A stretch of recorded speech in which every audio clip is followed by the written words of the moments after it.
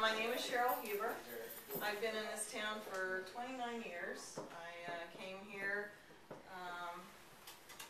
actually I got married and came here, but I love this town. I was an artist in college. I was a painter, and I'm a very creative person that has always loved making things. So I ended up in this town, and I kind of did a little thing with photography and ended up in the Northeast Corridor working with Bloomingdale's and Macy's and working in visual merchandising, and that was a perfect job for me.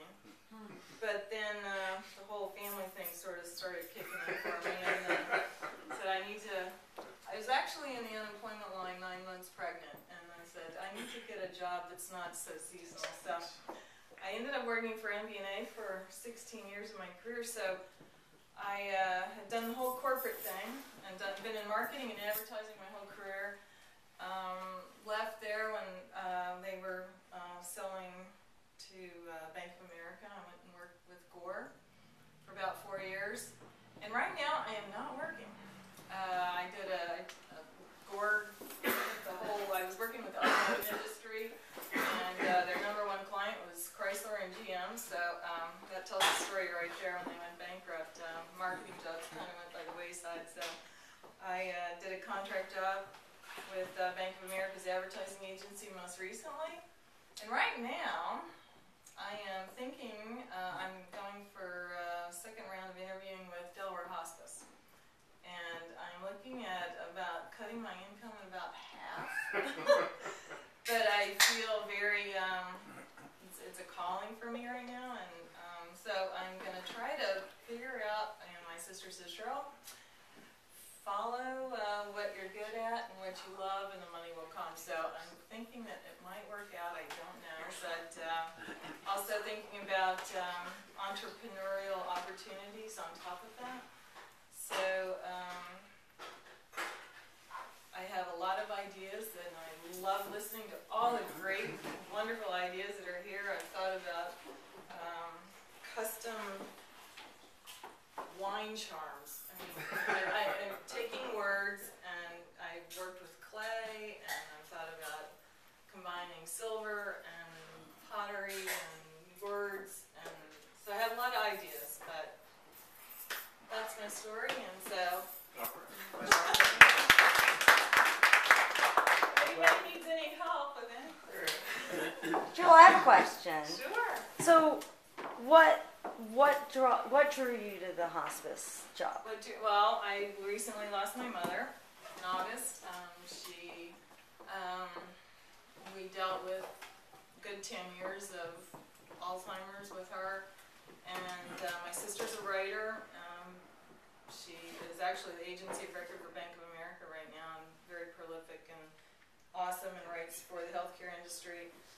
And just witnessing the challenges of dealing with, sort of the sandwich generation, and just all the challenges of that. And we witnessed a lot of,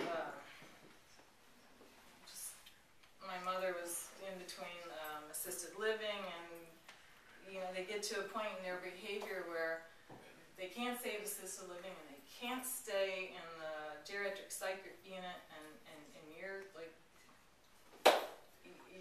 there's a story, I think, that needs to be told about the challenges of dealing with that.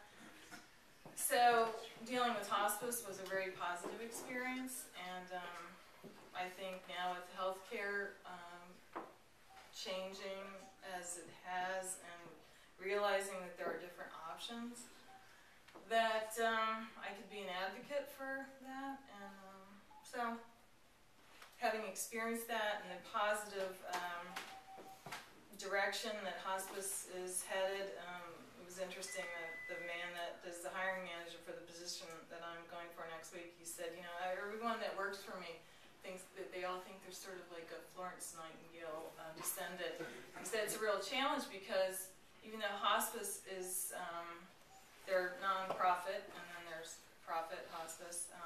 Certainly they make profit at Delaware Hospice, which is non-profit, but they reinvest back into the community. And so he said it's a real challenge, and this would be my situation would be going and sort of, net what, trying to say, okay, you're going to contract with a hospice, which one you want to go with. And there's, it kind of gets down to what's in it for me. And at the end of the day, they all want to make money. Mm-hmm.